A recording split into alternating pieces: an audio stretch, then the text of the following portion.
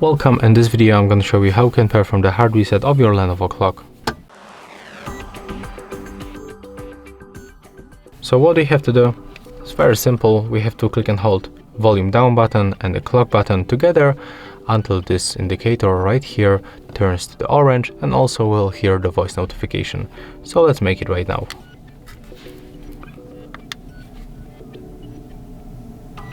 You're about to completely reset this device. To cancel, release the button. You have to keep holding. And the reset right now, it's finished. So we are able to release the buttons. Right now the device will be moved to the setup mode, and that's how it looks. If you find it helpful, remember to leave a like, comment and subscribe.